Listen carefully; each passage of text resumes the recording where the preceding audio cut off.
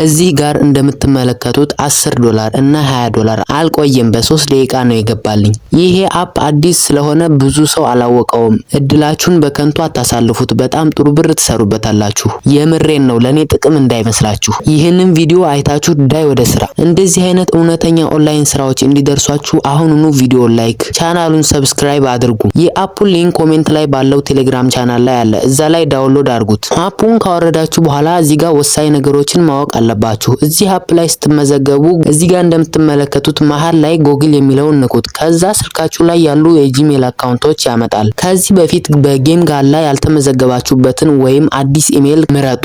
አሁን በጥሞና አዳምጡኝ። እዚህ አፕ ላይ አካውንታችሁን ቬሪፋይ ለማድረግ የፊት አሻራ አይጠይቅም። ግን አንድ ማድረግ ያለባችሁ ወሳኝ ነገር አለ። እንደገባችሁ ከ10 እስከ 20 ደቂቃ ጌም መጫወት አለባችሁ። እነዚህን በምታዩት መልኩ ማኑ በየተራ ተጫወቱ። በዛ ላይ ዶላር ይቆጥርላችኋል።